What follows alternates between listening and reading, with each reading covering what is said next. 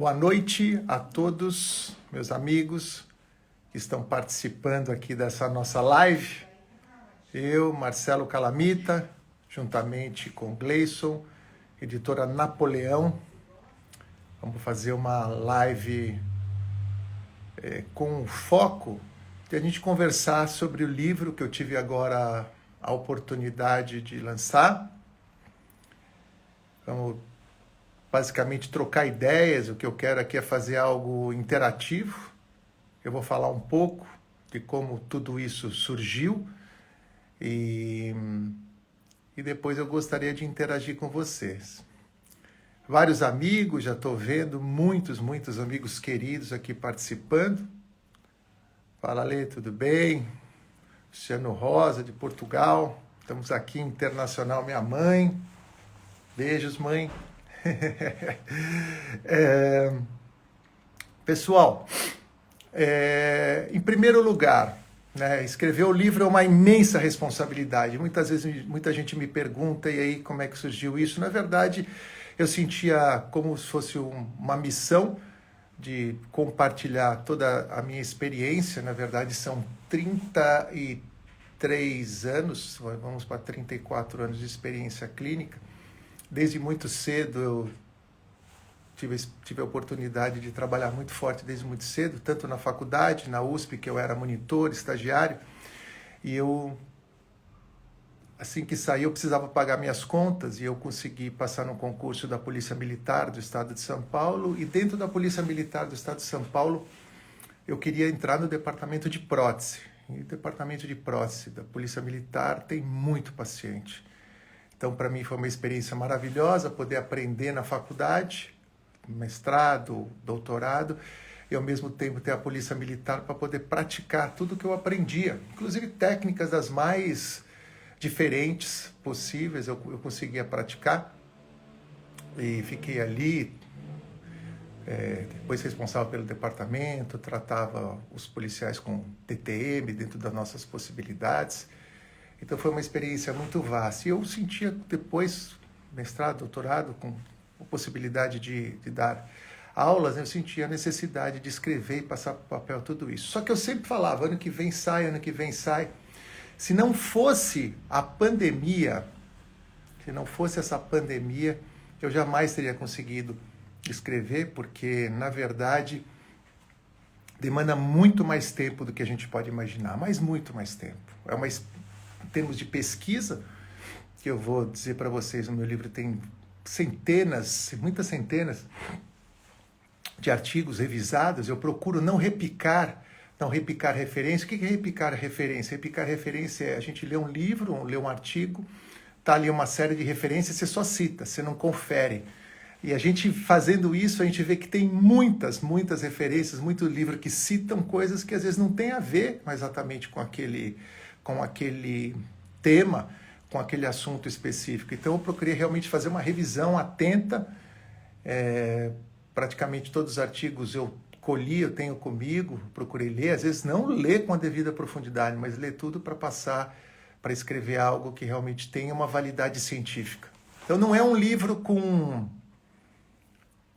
somente fotos bonitas. Na verdade, eu acho que tem livros até com fotos muito mais bonitas, mas é um livro sim que procura mostrar desde o começo, desde como é que a gente recebe o paciente. E aí é uma coisa interessante, porque pode parecer algo intuitivo, mas não é. Em 1990, eu já comecei a perceber a importância de a gente lidar com aspectos de inteligência emocional, relacionamento interpessoal, aspectos de marketing, tudo, e desde aquela época já existiam livros que a gente precisava abrir a nossa cabeça. Então, livros de marketing nos Estados Unidos eram muito comuns, marketing dentro da odontologia. Um deles que me abriu demais a cabeça, Linda Miles, chamado Practice Dynamics, como receber o paciente, como tratar, como atender, como treinar a equipe. Então, para mim foi um aprendizado muito grande, carregado de ciência, neurolinguística também. Isso foi muito interessante. Desde então, eu venho procurando lapidar esse relacionamento com o cliente, com o paciente desde o primeiro momento, como é que é essa relação. Então o livro ele começa desde o momento em que nós vamos falar basicamente do que contém o livro, né? Ele tem o processo do planejamento, na verdade é quase como se fossem 2 livros em um. Ele tem metade do livro, esse livro ele ficou na verdade com 640 páginas, e basicamente metade do livro ele lida com planejamento e mais ou menos metade do livro de oclusão. Só que eu procurei organizar da seguinte forma: o planejamento, o processo de planejamento do momento da recepção do paciente, como a gente conduz a anamnese com todas as perguntas que eu considero chave, perguntas de ordem médica, perguntas de ordem odontológica. As perguntas de ordem médica, é claro que todos nós dentistas temos dificuldade, então não adianta você perguntar se ele tem algum problema de ordem cardiovascular, por exemplo. É importante que a gente saiba as implicações das respostas. Então, em alguns momentos eu precisei de ajuda dos universitários, nesse caso, por exemplo, Eduardo Fregnani, Vanessa, que tem experiência com atendimento médico em hospital, me ajudaram a mostrar as implicações das respostas positivas dos diferentes problemas cardiovasculares, respiratórios, alterações endócrinas, o que isso poderia interferir no nosso plano de tratamento, né? A partir daí, dessa anamnese, primeiro de ordem médica e depois de ordem odontológica, como é que a gente conduz o exame clínico? Mas assim, é claro que todos nós aqui, todos vocês, tem aqui vários professores entrando, é claro que vários já sabem como fazer um exame clínico, mas a ideia é como conduzir um exame clínico de uma forma pragmática, procurando colher todas as informações que sejam valiosas, né? E essas informações valiosas a gente saber separar, a gente saber filtrar, saber dar devida importância e como isso interferiria num plano de tratamento que eu chamo de plano de tratamento interdisciplinar. Qual a implicação disso? Então não basta a gente colher, na verdade, muitas aulas que a gente vê de planejamento, na verdade é uma aula que ela se trata de coleta de dados, 1000 fotografias, 1000 vídeos, 1000 tomografias, ressonância magnética, o que for, e a grande maioria dos clínicos, a verdade é essa, não sabe lidar com tanta informação. Então eu pergunto para vocês, até que ponto isso é relevante, né? Você tem tanta informação e às vezes você não sabe lidar com as informações. Então, na verdade, o que eu procurei passar é que tipo de informação é importante em determinado momento e como você trabalha essas informações de modo a montar um plano de tratamento que seja eficaz para o seu paciente, né? Está muito bem explicado, muito bem detalhado isso. Então, após isso, anamnese, exame clínico, eu venho falando de como a gente realiza o planejamento, mas assim, como é que a gente monta o planejamento, etapa por etapa, de modo que o paciente se sinta cuidado, de modo que todas as necessidades, desejos, expectativas dos pacientes sejam atendidas. Desse modo, como é que a gente monta, como é que a gente organiza, como é que a gente prioriza, como é que a gente se relaciona com os diferentes especialistas. Dentro disso, como que a gente avalia todos os aspectos que podem variar, porque não adianta aqui eu falar para vocês, faça o plano de tratamento, o planejamento desse jeito, porque existem entre nós diferenças geográficas, existem diferenças no nível socioeconômico dos nossos pacientes, existem diferenças que vocês estão num momento diferente de vida do que eu estou. Então são uma série de fatores que a gente precisa pensar quando a gente faz o planejamento, e não é sempre igual. Então é muito fácil aqui eu escrever algo, fazer um livro bem curtinho, só mostrando o plano de tratamento ideal e falar assim que é o certo, quando na realidade clínica existem tantas variáveis que a gente precisa ponderar de modo a chegar o que esse paciente precisa, o que eu posso oferecer para ele neste momento que atenda ele da melhor forma possível. É interessante, né? Então a gente não pode trabalhar de uma forma fechada, com um pacote fechado.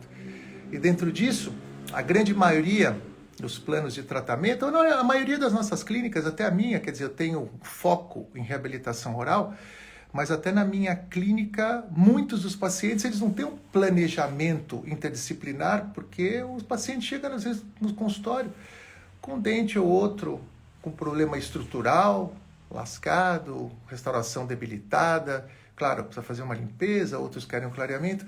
Então a gente faz um plano de divisão de planos de tratamento do mais simples, que é um paciente que nos procura com necessidades, vamos dizer assim, biológicas, por exemplo, cuidar dos seus tecidos, gengivas, os tecidos, se houver algum tipo de lesão também, cuidar das suas estruturas dentárias em geral, são um tratamento mais, o que eu chamo de essencial, que cuida da biologia e da estrutura.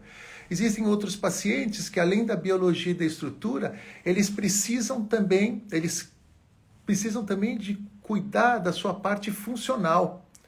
A parte funcional, quer dizer, além da parte básica, ele tem queixas de ordem funcional, ou ele apresenta sinais e sintomas de atividade parafuncional.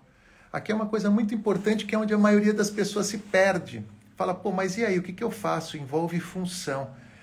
E é por isso que tanto na parte de exame, quanto depois na parte de tratamento, eu falo de função, porque é aqui que reside grande parte dos problemas da odontologia.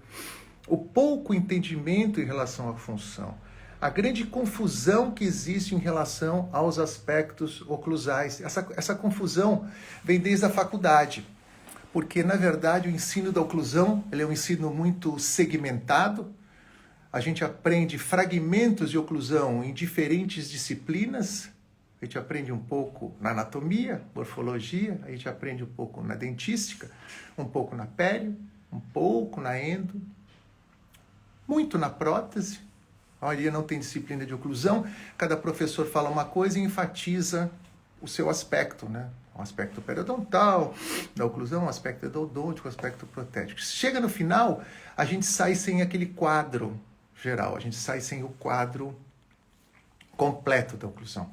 E vai para a clínica, e hoje em dia a gente trabalha com uma odontologia de alto módulo de elasticidade, que eu chamo, quer dizer, os pacientes, e nós queremos materiais estéticos. Os materiais estéticos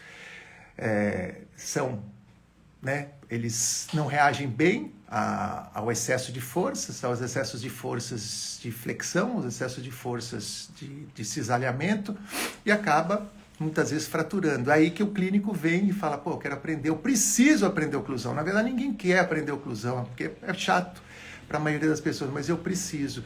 E a grande maioria também dos dentistas, infelizmente, que não é crítica em ninguém em particular, acaba também não tendo a experiência e o conhecimento para passar a oclusão de uma maneira mais simples. E acaba o quê? Acaba confundindo mais a cabeça do aluno.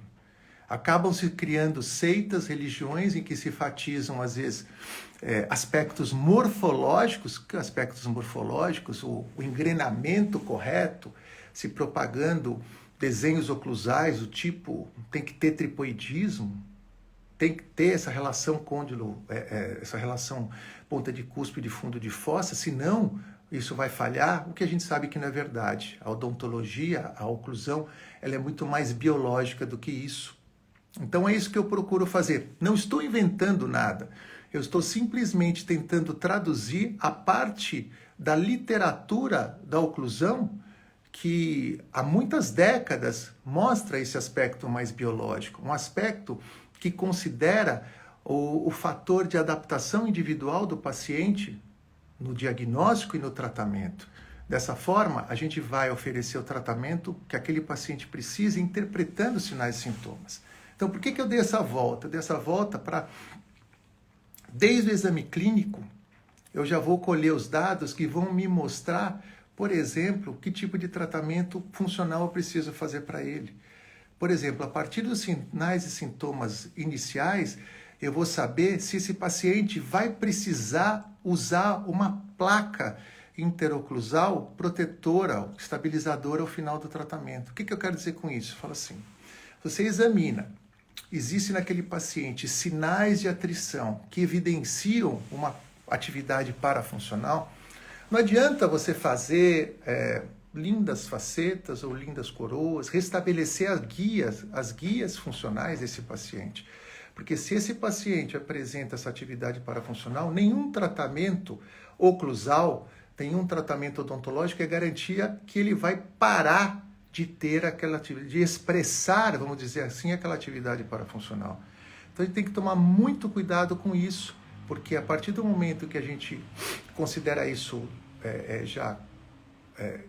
isso será realizado, isso é claro que eu vou resolver o problema funcional, você acaba colhendo problemas no final.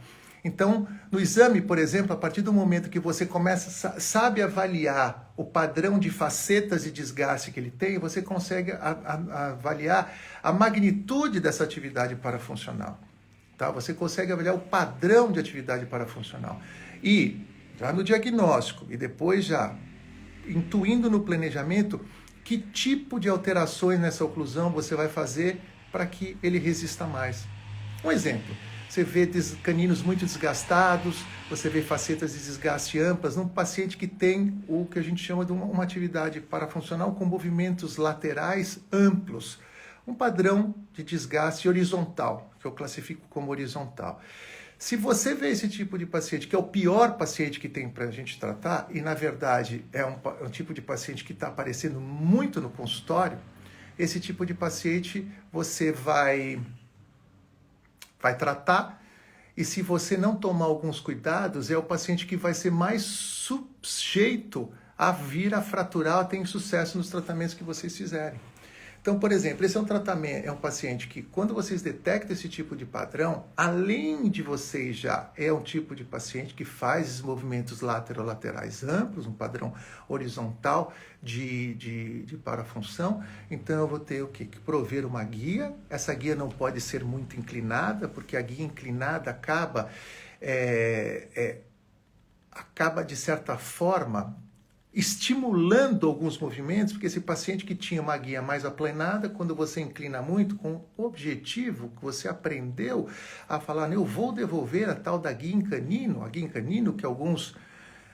muitos amigos, Ricardo, abraço, essa guia em canino, que alguns tratam isso como uma panaceia, como um remédio que vai curar de unha encravada até problemas das ordens mais variadas, essa guia em canino com uma inclinação muito grande pode acabar fazendo com que você estimule um movimento parafuncional até maior. Ele vai acabar tendo desconforto de ordem muscular, de ordem articular, ou vir a fraturar, a desgastar esses elementos. Então, um caso como esse, você já sabe, fala, tem esse movimento, eu tenho que prover a guia, mas eu vou prover guias mais planas, o mínimo suficiente para que ele desoclua esses dentes posteriores e, ao mesmo tempo, ter uma espessura dessas bordas incisais um pouquinho maior para eu ter uma margem de segurança para trabalhar.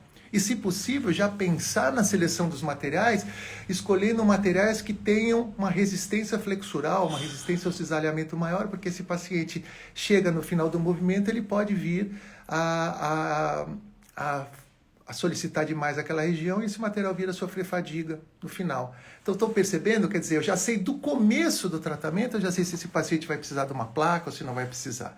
Então, é importante isso, a gente começar a aprender desde o começo como é que a gente interpreta isso. É claro que vão ter oportunidades depois também durante o tratamento. Por exemplo, se você está na dúvida, você sabe, eu vou seguir a sequência do planejamento, eu tenho a fase de provisórios, porque nesta fase dos provisórios eu tenho a oportunidade de testar toda essa minha alteração de esquema oclusal e ver como é que o paciente está reagindo a ela, em termos de conforto, em termos se está soltando o provisório, se está lascando o provisório, se está descimentando uma prótese fixa. Então, sempre que possível, a fase de restaurações temporárias ou provisórias é uma fase de extremo valor dentro de uma reabilitação. O problema é que ela está deixando de ser importante dentro do conceito de muita gente, que está acelerando demais certos tratamentos, está pulando a fase do provisório e não tendo a fase de provisório, você deixa de avaliar algumas coisas importantes dentro de uma reabilitação. Então, assim, lembre-se, a fase de provisório a gente tem que usar sempre que possível e ela é uma fase que nos auxilia ao diagnóstico, ela vai nos auxiliar demais depois no plano de tratamento ao longo dos anos. Né? Ao longo dos anos, quando eu penso em plano de tratamento, eu penso numa reabilitação, eu estou sempre pensando aí realmente em muitos anos, acima de 10 e 15, ou de preferência 20 anos, para isso funcionar. Né? E claro que a gente precisa ter dados diagnósticos importantes para quantificar e qualificar esse paciente do início. Então, eu procuro dar também dentro do capítulo de exame clínico e planejamento, isso. Como você vai avaliar, dentro dos fatores todos críticos do tratamento, o que é importante para você ter uma conversa franca, uma conversa aberta com esse paciente antes até de fazer. Muita gente pensa que ser aberto, ser franco, explicar tudo ao paciente nesse momento, até, eu digo explicar, mas explicar tudo, explicar limitações, explicar até onde nós podemos chegar dentro dos limites das nossas técnicas atuais ou dentro do limite da sua equipe. Então, nesse momento, é importante que a gente tenha essa conversa franca e na apresentação do plano de tratamento, que é o capítulo que vem na sequência, como é que a gente explica da melhor forma possível isso ao paciente, de modo que ele entenda, do modo que ele compreenda as limitações, mas do modo que ele se sinta motivá-lo a embarcar nessa jornada com você de tratar e seguir com você. É muito interessante, muito bonito isso, né, na hora que a gente vê assim. É claro que eu tenho problemas, eu tenho insucessos, como todos têm. Quem fala que não tem está mentindo, mas eu procuro dessa forma minimizar, o que eu chamo de minimizar a necessidade de ter que reintervir, minimizar a necessidade de ter que refazer, minimizar a possibilidade do retrabalho, essa coisa que está se falando demais, retrabalho, gente. Retrabalho é um tremendo prejuízo, é prejuízo em termos de tempo, é prejuízo em termos de credibilidade para você e para sua clínica, é um prejuízo imenso em termos de tempo, credibilidade e de dinheiro.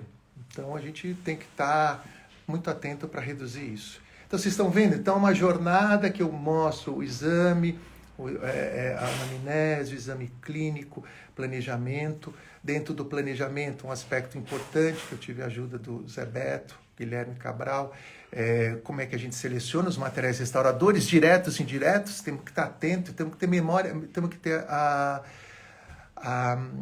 cabeça super aberta para isso. Os materiais estão evoluindo, é claro que eu lanço o livro, ele já está quase que desatualizado, porque os materiais surgem todos os dias, novos materiais, mas a gente tem que saber, dentro das grandes classificações, quais materiais são relevantes ou não dentro da nossa prática, né? Então, eu vou na apresentação, termina essa primeira parte do processo de planejamento, né, com a parte importante, que é o pós-tratamento, como é que a gente controla e como é que a gente faz a manutenção. Não é que é importante, é essencial que a gente entenda, e é essencial que o paciente entenda isso desde o início. O que eu quero dizer? Muito dentista tem, assim, já adotou uma forma de trabalhar, que ele faz todo o tratamento, chega no final e fala, bom, agora você volta daqui a 6 meses para eu fazer uma limpeza, para fazer um...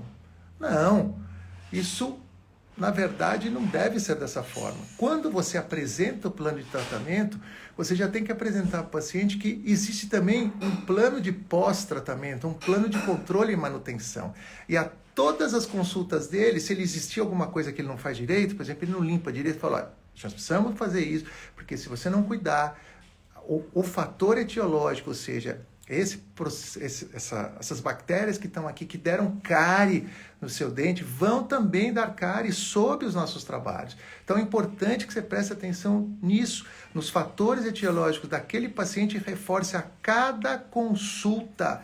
A cada consulta você reforce, de modo que o paciente está atento. E chega no final, você fala, olha, de tudo que a gente conversou, eu percebi uma evolução, mas nós vamos marcar para daqui a 2 meses, depois para daqui a 6 meses, de modo que eu mantenha uma vigilância, a palavra é vigilância, com o objetivo de fazer o seu tratamento durar o máximo possível. Aliás, uma outra coisa, tudo isso, estou pincelando algumas coisas, mas uma coisa interessante é que quando o paciente chega, ele começa a contar a história, eu vou falar, olha, é importante que a gente entenda que eu preciso ouvir você, mas o meu objetivo aqui é que você entenda, eu vou te examinar da forma mais completa possível, e que você entenda tudo que você tem, você entenda por que você está sentindo isso, o que aconteceu. E o meu objetivo aqui não é te vender nenhum tratamento, é que você saia muito bem informado de o que está acontecendo, das possibilidades, das opções de resolver isso, e tendo em mente sempre que a minha o meu objetivo maior é estabelecer uma relação de longo prazo voltado à sua saúde odontológica e também, por que não, saúde sistêmica. Então, dessa forma, você tranquiliza o paciente, você mostra que você não está querendo vender nada e que você está preocupado realmente com a saúde oral dele a longo prazo. Gente, isso é verdade que muita gente não está, né? Mas eu estou falando aqui para você expressar esse sentimento, essas palavras, desde que você sinta isso. E fugindo aqui, pelo amor de Deus, eu sei que todos nós, uma vez ou outra, a gente acaba cedendo ao impulso do paciente, mas evitando ao máximo, que é uma coisa que eu particularmente, quem me conhece bem sabe, eu evito ao máximo overtreatment. Overtreatment para mim não é porque você faz bem faceta, que você vai fazer faceta em todo mundo. Tem gente que não precisa de faceta, você não vai fazer faceta, ué. Então é assim, é fazer o que precisa ser feito naquele paciente, não é porque você faz muito bem, que precisa oferecer aquilo para todo mundo, né? Então, a gente termina, né? A gente termina essa parte de planejamento com o controle e manutenção, aí meio que eu vou para a segunda parte do livro, que chama A Função na Estética. E aí a função na estética, basicamente eu vou falar de oclusão. Mas eu vou falar de oclusão de uma forma em que todo mundo pode entender, de uma forma de oclusão sem ficar chovendo no molhado, sem ficar falando aquelas coisas que todo mundo fala, que descrevendo os princípios morfológicos, aquela coisa que a gente decora, aquela coisa de ficar onde é que é o ponto de cuspe, onde é que é o ponto de contato, esse tipo de coisa. Nada disso. Na verdade, é mostrar o que a gente tem que prestar atenção na oclusão, de modo a entender o paciente e de modo a fazer uma nova oclusão, a desenhar uma nova oclusão de modo que você minimize a chance de ter problema. Olha como eu estou falando, é verdade. Não é que você vai ter sucesso sempre, é você desenhar uma oclusão, planejar uma oclusão de modo a minimizar os possíveis problemas. Eu digo porque, gente, eu já tentei de tudo. Eu já fiz de tudo. Vocês não têm ideia, assim, eu brinco aqui eu tenho uma biblioteca, eu tenho praticamente todos os livros de oclusão desde a década de, sei lá, eu tenho muito livro. Quando eu não tenho, eu vou na biblioteca da USP, eu tiro foto, eu tiro xerox do que eu acho que é importante ali. Então, a gente conhece muito bem, eu sempre fui curioso, eu sou paranoico quando eu não sei alguma coisa, então eu vou atrás até eu descobrir. Então eu já tentei de tudo, acreditei, filosofias todas, e a gente tenta de tudo e a gente vê que nem sempre a gente resolve tudo. Mas eu gosto de tentar de tudo para tentar minimizar a chance de dar problema. Porque, assim como vocês, eu odeio ter problema, odeio ter que repetir coisa. E claro que tem que repetir às vezes, mas a gente tem que minimizar essa necessidade, né? Então, dentro da oclusão, quando eu olho para lá é porque tem o ar. Quando eu olho para lá é que tem o índice do meu livro aqui, eu esqueci de falar.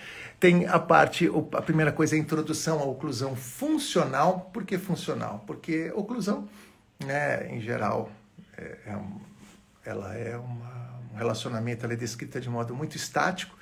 E o funcional é uma palavra que a gente usa para mostrar que a oclusão é dinâmica. É dinâmica, não só no sentido de dinâmica aqui, no momento que eu estou mastigando ou parafuncionando. A oclusão ela é dinâmica no sentido que, dependendo do momento da vida do paciente, ela se comporta diferente. Dependendo da vida do paciente, ela pode apresentar sinais e sintomas ou não. Então, aí que está o dinamismo, e a gente precisa entender isso. Então, eu tenho um gráfico muito interessante que mostra a oclusão, como é que ela vai ao longo da vida do paciente, o que eu chamo de fatores deletérios, são fatores que tendem a deteriorar o sistema, versus a capacidade de adaptação do paciente. Vocês vão ver que tem momentos que a capacidade de adaptação consegue superar o efeito dos estímulos deletérios. Dessa forma, o paciente não tem sinais, não tem sintomas. Quando, muitas vezes, os estímulos deletérios, que basicamente estão relacionados à magnitude, à distribuição, à magnitude, a distribuição dos contatos, o tempo, são muitas variáveis, e versus a capacidade de adaptação. Então, tudo tem a ver isso, é você saber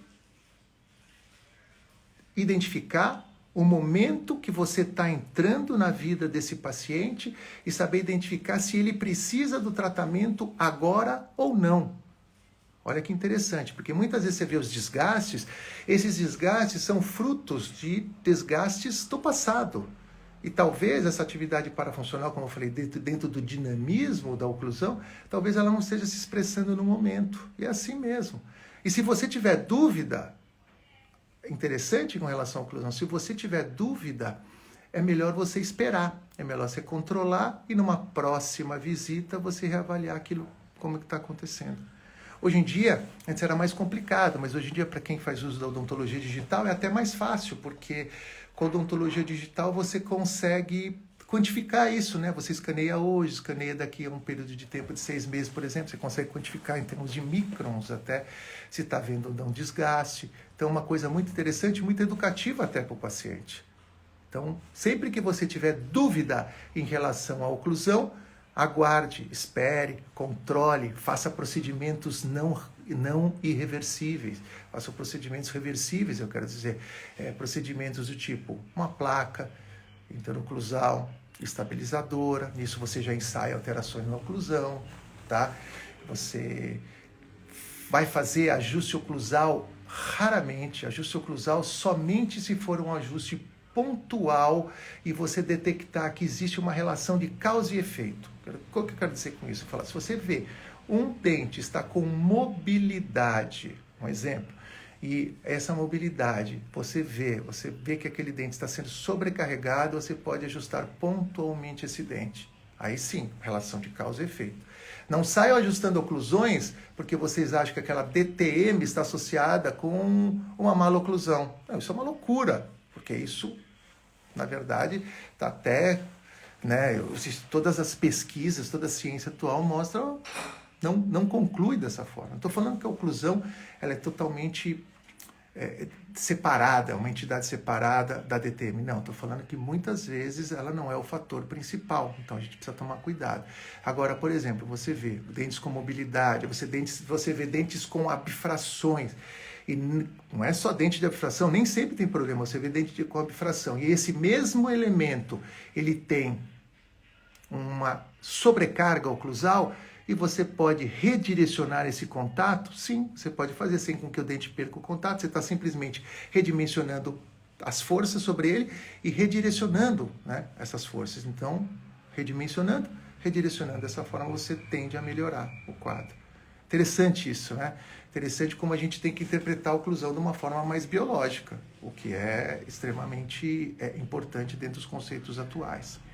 Aí, eu venho também de uma forma bem descomplicada, montagem no articulador. Eu sei que muita gente acha talvez que não precise e tal, mas na verdade, gente, o articulador, ele é assim, não é que ele é imprescindível para todos os casos. Não, pelo amor de Deus, a gente tem que fugir desse conceito. O articulador, ele é importante quando você quer demonstrar que existe uma relação causa e efeito entre a oclusão e as queixas do paciente, e você precisa de um dispositivo para meio que simular com todas as suas limitações esse problema, né, fora da boca, porque na boca você não dá para você ver tudo tridimensionalmente. Então você monta no articulador de modo que você tenha uma réplica o mais parecida possível. Eu mostro muito bem isso no capítulo, eu mostro as diferenças entre o articulador e a boca, né, porque não é igual, não adianta, mas você consegue sim, com uma proximidade muito grande, identificar esses problemas. Então, por exemplo,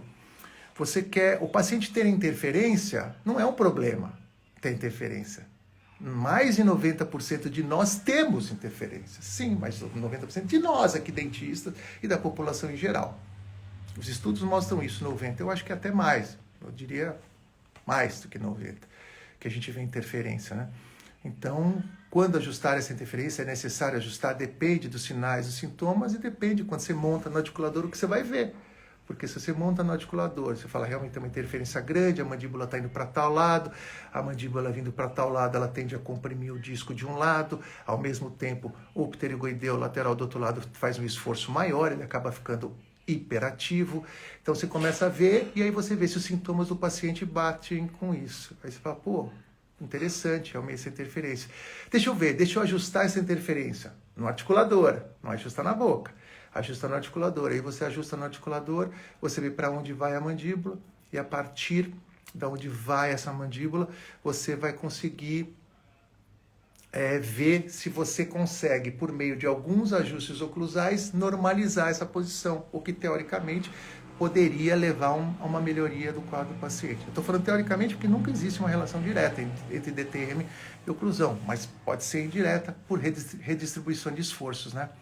Então você consegue ver se você, com poucos ajustes, você consegue. Existem casos, e são vários, que são necessários muitos ajustes. Nesse momento que são necessários muitos ajustes, você fala, pode parar. Eu não vou fazer subtração, eu vou fazer adição com materiais restauradores, seja resina, seja com novo tratamento oclusal. Vocês veem como faz sentido? Então depende muito da nossa avaliação. Está tudo muito bem explicadinho lá. E aí eu falo, as relações maxilomandibulares, que é uma das coisas mais importantes dentro da odontologia restauradora, é como obter a relação, os registros de relação intermaxilar. Eu digo que os dentistas geralmente levam 1 minuto para fazer os registros, depois horas para ajustar a oclusão, quando vem as habilitações, porque o registro, na verdade, foi feito de maneira precipitada. Então, eu enfatizo demais a importância, tanto na odontologia analógica quanto na odontologia digital, de você obter os registros de modo preciso. Então, não é só questão de obter os registros, é quais técnicas você usa, quando precisa desprogramar ou não, que tipo de desprogramador, se for necessário, você vai usar e como é que você faz o registro. Se for analógico, quais os materiais você usa? Eu listo alguns, mas em detalhes, falando até diferentes tipos de cera, porque falar de cera no Brasil. A cera que a gente usa no Brasil para fazer registro é uma cera absolutamente imprópria para fazer registro, porque a gente usa uma cera 7, a cera 7, na verdade, ela foi feita, ela tem um grau de plasticidade para ser utilizado montados dentes de dentadura, extremamente plástica, é aquela coisa, tira da boca, ela distorce demais, aí você põe no outro modelo, você dá aquela apertadinha, ela aceita. Resumindo, aquele registro é totalmente errado, não vou dizer totalmente errado, é totalmente impreciso. Aí existe a cera 9. A cera 9 ela é um pouquinho mais rígida, mas é um pouquinho, já é melhor que o que tem no Brasil. Mas se você for ver cera realmente para fazer registro, tem que ser ceras que são muito plásticas no momento que você trabalha na lamparina ou na água quente, e no momento que você resfria, ela fica rígida, de modo que os modelos eles se encaixem, mas você não pode forçar, que se forçar ela até quebra. É a mesma coisa que o silicone. O silicone ele é plástico no momento que você coloca em posição e ele se torna rígido depois. Tão rígido que você precisa muitas vezes aparar para que os modelos se encaixem. Então tem uma série de detalhes de fazer registro que são importantes, né? Estão me perguntando aqui se o DIG é uma boa. Sim, o DIG é uma ótima. O DIG é uma ótima quando você precisa fazer um registro em RC, e o registro em RC para uma reabilitação, geralmente, né? Então você utiliza o DIG, esse DIG normalmente... O que faz o DIG? O DIG fica posicionado nos dentes anteriores, ele deixa todos os dentes posteriores sem toque, sem contatos oclusais, e o fato desses dentes estarem sem toques ou contatos oclusais tiram as vertentes dentárias dos dentes posteriores que impediriam o acesso dos côndilos nas cavidades articulares, são removidas. Então, o que acontece? A partir do momento que você tira essas vertentes que estavam impedindo, o músculo pterigoideu tende a se liberar e esses côndilos vão naturalmente, passivamente, para a posição onde deveriam estar. Então, o DIG e outros desprogramadores são ótimos para serem utilizados nessa situação, né? E hoje em dia, com a odontologia digital, é muito interessante que o DIG readquiriu o seu grau de importância. Olha o que acontece. Você, com os materiais plásticos, vamos dizer, materiais plásticos são aqueles materiais, a cera, os silicones, até mesmo um pattern plástico, não entra, ele é plastificado, você consegue manipular a mandíbula e naquele momento você resfria, joga uma água ou aguarda um pouquinho, ele consegue fazer o registro. Agora, com o registro digital, isso não é possível, porque o registro digital, o registro óptico, vamos dizer assim, né, feito por meio de scanner, você precisa congelar a mandíbula na posição correta. E esse termo congelar não é meu, esse termo congelar você está no artigo do próprio Victor Lutia, se for lá, julho de 1964, você vai ver na página 7 no alto, ele explicando, realmente a mandíbula fica congelada, é para congelar, para ela manter estática naquela posição. E a esse momento que ela está estática numa posição, você escaneia de um lado, escaneia do outro, você tem um registro extremamente preciso, tá? Então, o DIG, sim, é um excelente dispositivo, é o que eu mais recomendo para os alunos, principalmente que não têm experiência em manipulação mandibular. E odontologia digital não dá para manipular, porque não dá para você achar que você está segurando aqui. O paciente tem uma microvibração, a partir do momento dessa microvibração, o registro não fica preciso. Sim, você pode usar o Leaf Gauge, desde que ele tenha dentes anteriores em bom estado, em boa posição, sem mobilidade, sem um trespasse vertical muito pronunciado, porque o Leaf Gauge são tiras, né? Tiras de acetato, tiras de plástico, que quando o paciente tem um trespasse vertical muito pronunciado, você coloca ainda o Leaf Gauge, você vai ter um vetor de forças distalizantes. Isso pode atrapalhar o seu registro. Vou dizer que não atrapalha, porque a manha aqui sempre que você usa o Leaf Gauge, pede para o paciente não morder com força exagerada, porque é a força exagerada que leva o côndilo para uma posição mais distalizada. Lembrando que existem ligamentos. Quando esses ligamentos estão saudáveis, o côndilo também não vai para trás. Ele vai para trás de alguns micrômetros que não interfere nada na oclusão, no nosso diagnóstico e no nosso tratamento aí, né? O problema é se você pega um paciente com laxidão ligamentar, aí isso sim pode ser significativo, mas na maioria dos casos não é, tá bem? E deixa eu ver aqui mais. Aí eu falo das guias funcionais de forma totalmente... tirando mitos, gente. Eu tiro mitos de guia funcional, tiro mito de dimensão vertical de oclusão, de plano oclusal, que são os próximos capítulos. Por quê? É carregado de mito. Na verdade, guia em canino, por exemplo, se eu preconizo, é claro que eu preconizo, não sou besta. Porque guia em canino é fácil de fazer. Fazer toda a guia, deixar no canino, num lado, deixar no canino todos os outros dedos ocluem, é muito fácil de encerar, é muito fácil de ajustar, então é muito tranquilo. Porque guia em canino é maravilhoso para o dentista. E é boa também para o paciente, porque por estar situado longe do fulcro, longe da atividade muscular, menos força está incidindo nesse elemento e melhor funciona. Ah, mas eu ouvi falar que a guia em canino diminui a atividade eletromiográfica dos músculos elevadores.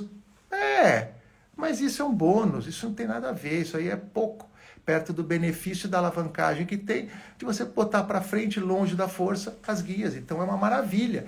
Só que o que acontece é que a grande maioria dos nossos pacientes, eles, principalmente os pacientes de meia idade, eles não têm mais a guia em canino. Muitos deles já têm uma função em grupo. Por quê? O canino tende a se desgastar, sim, na maioria dos pacientes, com uma dieta que não seja uma dieta muito macia, ele tende a se desgastar com o tempo.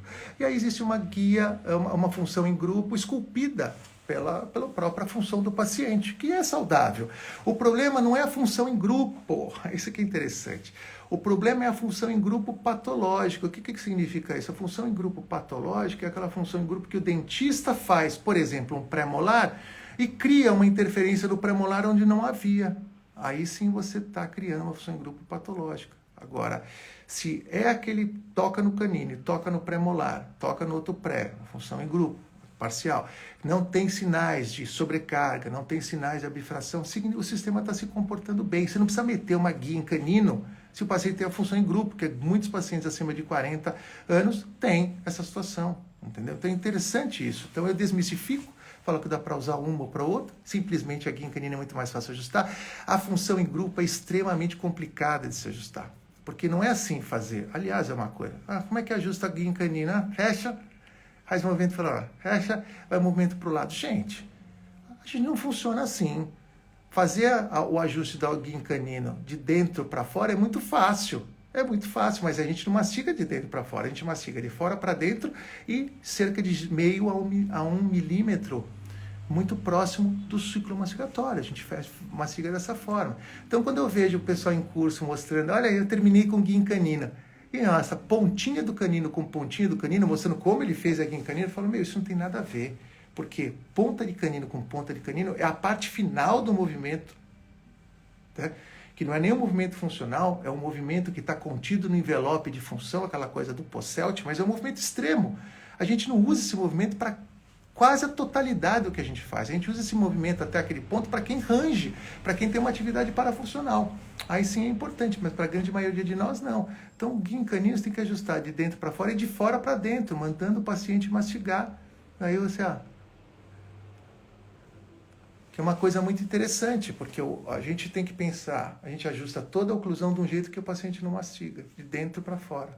Morde, vem para frente. Morde. Quem que mastiga uma maçã assim? Vai falar, mas é igual. Não é igual. Não é igual porque quando você faz isso, só trabalha dois músculos bem pequenininhos aqui, ó, pterygoideu lateral inferior. Ele vem para puxa para frente. Claro, com auxílio do masseter para manter o contato dental, pterygoideu interno. Agora, quando você morde uma maçã, ó, você olha aqui, os músculos elevadores vão puxar a mandíbula para cima e para trás, os temporais junto, que faz com que apareçam interferências que não existiam. Então, a gente tem que aprender a ajustar dos dois jeitos. Interessante, né? Então, isso, né, vem dentro das guias, vem dentro dos planos oclusais e vem dentro de todos os ajustes que a gente faz dentro da oclusão. Então, tem um capítulo de ajuste oclusal, que interessante do que eu vou falar de ajuste oclusal é diferenciar, né? Quando a gente usa diferentes fitas de articulação, que é uma coisa que é absolutamente importante e muita gente não fala e não explica. Quando que eu uso uma fita de articulação de papel? Quando eu uso uma fita de articulação de seda? Quando eu uso uma de poliéster? Por quê? Qual a espessura? Gente, é tão importante isso. É tão importante a gente saber diferenciar. Eu tenho praticamente todas as fitas de qualidade que existem no mundo, eu tenho. E eu sei, dependendo do que eu vou ajustar, um protocolo, eu uso tal fita. Eu vou ajustar uma metalocerâmica, uma outra fita. Eu vou usar uma prótese, ajustar uma prótese fixa de zircônia é outra fita. Por quê? Porque diferentes fitas marcam diferentes materiais, diferentes espessuras entram em diferentes momentos do ajuste oclusal. Então não é besteira, tá? Às vezes a gente fica pensando assim. E outra coisa, pelo amor de Deus, para quem decorou, esquece, sabe aquelas regras VIPS, BUL, tem um monte de regra de ajuste oclusal, isso não funciona. Toda vez que você põe regra, ninguém usa regra, o cara tem que aprender a pensar, morde. Para onde está desviando a mandíbula? Se a mandíbula está desviando para a direita, tem alguma vertente que está empurrando a mandíbula para a direita. Então, nesse momento, está empurrando, eu tenho que procurar uma vertente que está olhando para a direita e que está empurrando a mandíbula para lá. É simples assim, aprender a pensar, tá? Inclusive, quando a gente ajusta a oclusão, ajustar a oclusão é deixar todos os sentidos, nossos sentidos aguçados. O que é sentidos aguçados? Os sentidos nosso de tato, de visão, de audição e prestar atenção. Visão, olhar a mandíbula, qual o movimento que ela está fazendo, olhar os pontos de contato. Audição, ver se quando o paciente abre e fecha, faz aquele movimento seco, ou se não faz aquele galope. Que aquele galope mostra que ele não está batendo, não está cumprindo o requisito número 1 do ajuste oclusal, que é contatos bilaterais simultâneos. Contatos bilaterais simultâneos nada mais é do que distribuição de contatos. Quanto melhor eles estiverem distribuídos, melhor será para os dentes, melhor será para os músculos e melhor será para a TM. Então isso é absolutamente fundamental, mais do que qualquer outra coisa. Mais do que qualquer outra coisa. Então, todas as escolas de oclusão podem divergir com relação a vários conceitos, mas contatos bilaterais simultâneos é a coisa mais importante que tem. E o paciente, ele se dá bem, porque ele vem no seu consultório com os dentes tudo ferrado, tudo desalinhado, tudo desarrumado, mas se você está tocando do jeito dele, se você fizer uma única restauração, e ele vai tocar diferente do que ele tocava, ou seja, não existe mais os contatos como ele tinha, pode acreditar que a chance de ele ter alguma sintomatologia é grande. Tá? Então a gente tem que prestar muita atenção nisso, né, com relação aos contatos bilaterais simultâneos. Vocês estão vendo, gente? Eu estou aqui basicamente conversando com vocês, mas de uma forma super descompromissada e não tem nenhum texto aqui. Eu estou falando da minha cabeça, na verdade eu estou desabafando aqui várias coisas que eu acho importantes e muitas coisas que constam, né, que constam no livro. Então, como tem muitos amigos aqui, agora que eu falei, eu não sei se tem tempo. Para mim, eu vou falando, não tenho limite não, não tem nada para fazer agora. A gente vai conversando. Eu gostaria de, se vocês têm alguma dúvida dentro do que eu falei, importante a gente lembrar. E termino, né, só para falar, o livro falando de placa, o que eu chamo de placa interoclusal estabilizadora, que é a placa que um grande número de pacientes necessita. Não convém aqui, não é um curso de DTM, é um curso que eu vou descrever as diferentes placas, sendo que a gente sabe que muitas placas não são nem efetivas. Muitas placas são baseadas em crenças de função, crenças de modo de ação que não são nem provadas. Na verdade, muitas não fazem nem bem, fazem até mal para o paciente. Sim, faz até mal pela alavancagem dela. Então, a ideia é mostrar de um modo simples e descomplicado como fazer uma placa interoclusal, essa protetora, no final de um tratamento para aquele paciente que você identificou previamente que vai necessitar de uma proteção pós-tratamento.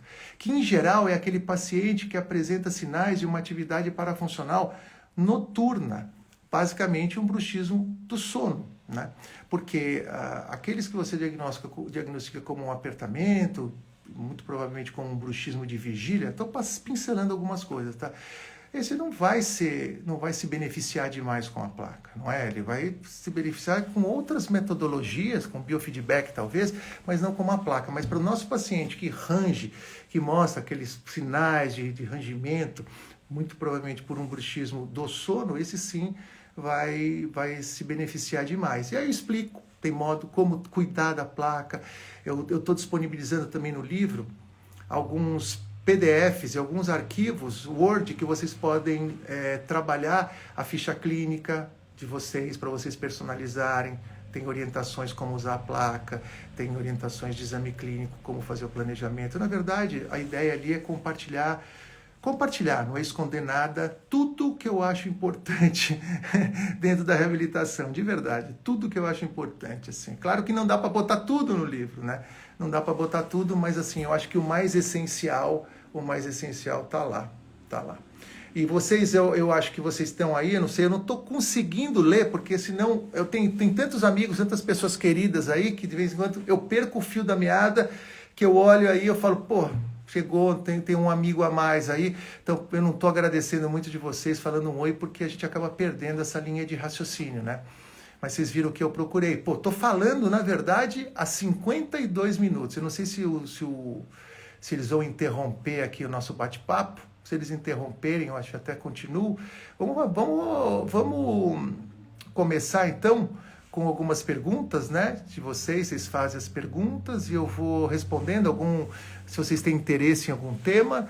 E algum tema, na verdade, se está no livro ou não está, dentro da reabilitação, eu consegui colocar tudo. Na verdade, é o seguinte, eu não coloquei no livro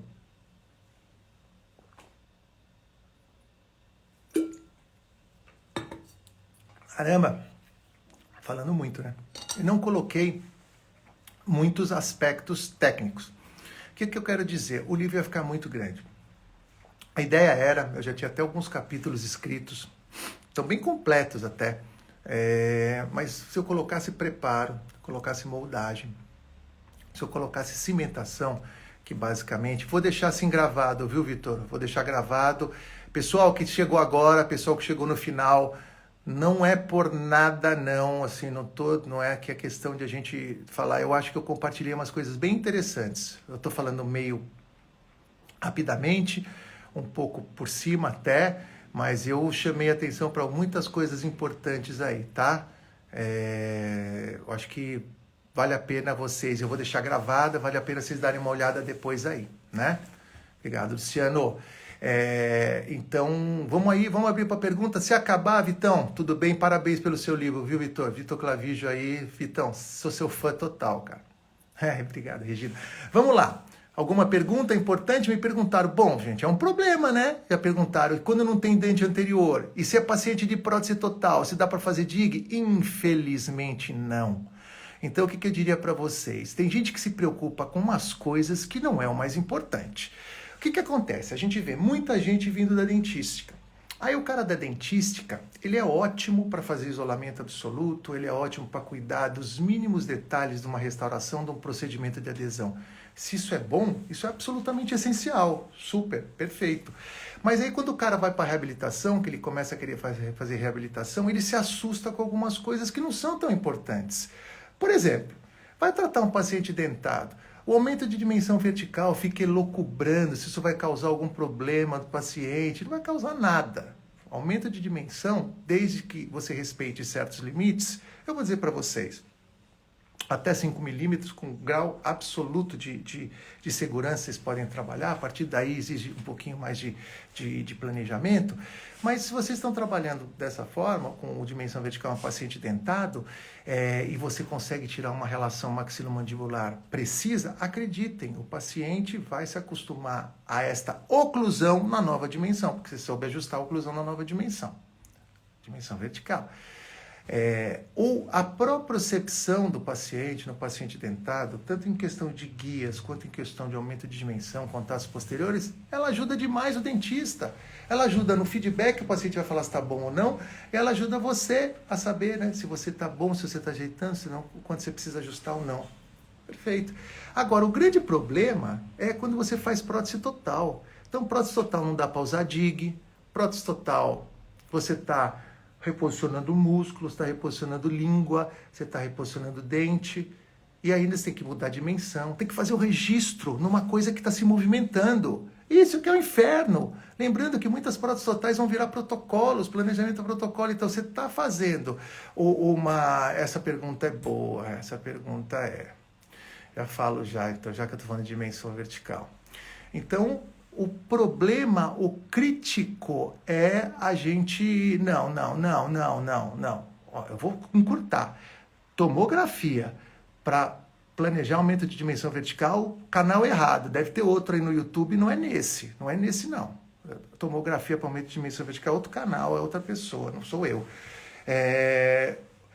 Então, o problema é dimensão vertical nos desdentados, o problema é estética nos desdentados, que podem virar muitas vezes protocolo e a gente sai do planejamento errado, né? Existe aí, fica uma discussão semântica, às vezes besta, né? Mas assim, eu procuro ser muito atento com relação à semântica. Restabelecimento ou aumento ou alteração da DVO, eu não uso restabelecimento, porque restabelecimento de algo significa que você saiba o delta zero.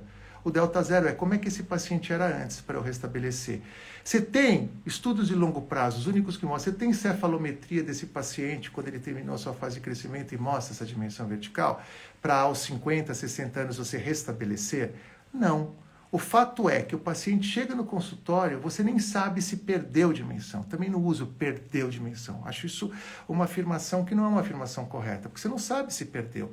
Porque o desgaste dentário, o desgaste da superfície oclusal, ele traz consigo um processo de erupção do complexo dentoalveolar. E fazendo isso, quando desgasta em cima, o complexo dentoalveolar tenta compensar essa perda. Então, ou seja, todo desgaste dentário é compensado, ao menos parcialmente, com extrusão do processo dentoalveolar. Então, não interessa se perdeu ou não. O que interessa é que, já que eu vou tratar esse paciente, ele se beneficiaria de um aumento, de uma alteração da DVO? Essa é a pergunta. Não é restabelecer, não é aumentar ou diminuir, é simplesmente ele se beneficiaria. Se sim, eu vou aumentar a dimensão vertical que ele tem hoje. Amanhã será outra dimensão vertical. E a partir daí, dessa nova dimensão vertical, eu vou sim planejar como redistribuir os esforços nessa dimensão vertical. Interessante, né? Então é isso. Carlinhos, já estamos aqui fazendo umas perguntas. Quem tem mais pergunta aí, gente? Que agora é a hora da interação. Obrigado, Arthur. Qual material você acha ideal para o aumento da DVO? Essa é outra pergunta interessantíssima, né? Tem gente, vamos falar os absurdos que a gente ouve, né? Tem gente que me fala que cerâmica é muito dura. Aí eu falo, cerâmica é dura. Cerâmica é dura. O que o paciente tinha? Tinha esmalte. Esmalte é duro. Esmalte é mais duro que cerâmica. Esmalte, na verdade, por si só tem as melhores propriedades físicas de um tecido que nós podemos ter dentro do tecido humano, se você pensar. Então, o paciente tinha esmalte, perdeu o esmalte, nós vamos recompor agora. A cerâmica é dura? Não, a cerâmica não é dura. Ela não é dura, ela não tem, as propriedades, na verdade, mecânicas da cerâmica são muito parecidas com as propriedades mecânicas propriedades físicas, né, do esmalte. O problema é, cerâmica mal ajustada é um problema. Cerâmica mal ajustada. Então, você pode aumentar a dimensão com cerâmica, você pode aumentar a dimensão com resina. O que acontece aí o Jorginho está aqui, várias pessoas da resina. O que acontece, gente, é que aumentar a dimensão com resina é muito mais fácil de aumentar, muito mais fácil, acima de tudo, de ajustar e de polir. Então, um dos grandes problemas é, você aumenta em cerâmica, se você não der oclusão legal, sai ajustando, aquela cerâmica fica toda áspera. Essa cerâmica áspera cria fricção, a fricção pode, de certa forma, aumentar o processo não só de fadiga local, como também de deterioração, e ao mesmo tempo interferir em algumas trajetórias mandibulares. Então, cerâmica é mais difícil de ajustar e de polir. Lembrando que você tem que ter kits dedicados ao polimento de cerâmica muito bem específicos, que aliás são super caros, mas que é um investimento que merece demais vocês terem, né? Tem que ter kit de polimento. Já faz um aumento em resina, e hoje em dia tem umas resinas bem legais, CAD-CAM, tem umas resinas bonitas que são multicolors também, CAD-CAM. Quando você faz, você ajusta, esse ajuste é muito fácil de se fazer e muito fácil de se polir, né? Então, é um benefício muito grande no sentido de facilitar a sua vida. Mas tanto faz aumentar com um ou com o outro. Eu, particularmente, eu falo isso, né, que eu sou um xiita, aumento também em resina, mas eu aumento praticamente todos os meus casos com porcelana, porque eu acredito que sim. Se temos sorriso gengival, levemente você acha necessário... Não, eu não saio aumentando dimensão vertical. Na verdade, eu tento evitar ao máximo. Se a gente tem contatos bons, o dente não está muito desgastado, esse tipo de situação, não, gente. Aumentar a dimensão vertical virou uma pandemia de aumento de dimensão vertical, não é? É a pandemia. Talvez seja pior que o Covid agora. Todo mundo fala só em aumento de dimensão vertical. Antigamente não falava, agora é a pandemia do momento.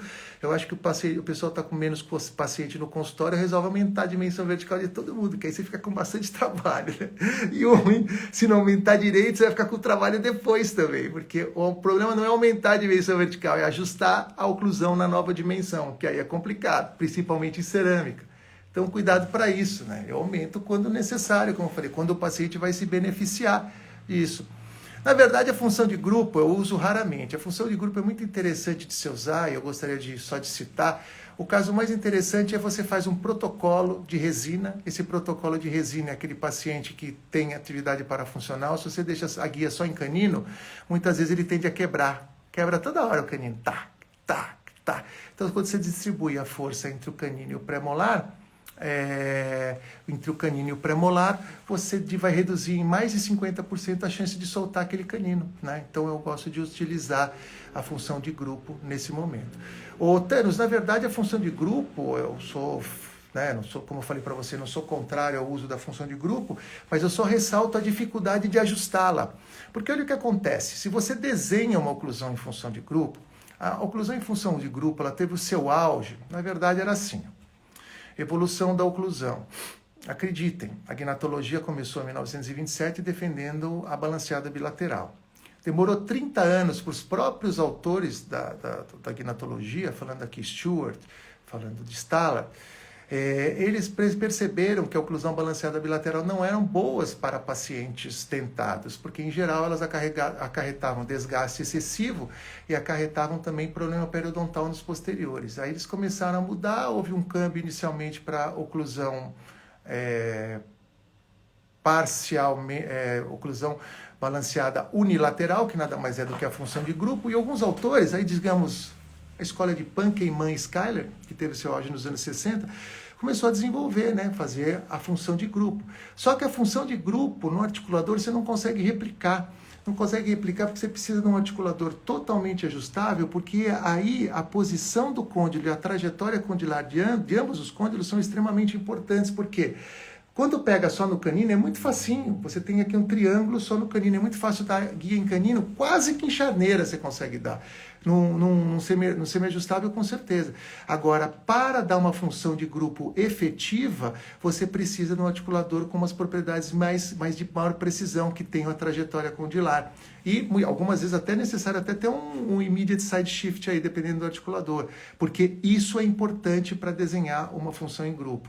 Aí, se você não tem esse articulador, você vai fazer uma função em grupo meia boca, e essa função em grupo meia boca você vai levar para a boca, meia boca você vai levar para a boca, e aí você tem que fazer todo o ajuste em boca. E lembrando, ajuste em função de grupo em boca, você tem que ajustar de dentro para fora, e depois coloca um papel de articulação, uma fita de articulação espessa, e peça para o paciente mastigar a fita. Vocês vão ver que muitas vezes o que era uma guia em canina vira uma função de grupo. Tá? Então tem que ajustar de dentro para fora e de fora para dentro. Função de grupo é terrível. Senão, você tem uma chance grande do que era uma guia em canino virar uma interferência no pré-molar. Não é que vai virar uma função de grupo, vira uma interferência no pré-molar. É louco isso, né? A oclusão não é difícil, só que a gente tem que pensar de uma forma bem ampla de todas as possibilidades, né? Depois de 35 anos a gente aprende um pouquinho, mas ainda a gente apoia ainda. Deixa eu ver mais pergunta. Não, particularmente conheço pouco Pedro Planas. Conheço pouco. Você determina essa guia em canino e pré? Sim, função de grupo parcial é mais fácil de ajustar. Quanto mais dentes incluídos na função de grupo, mais difícil o ajuste.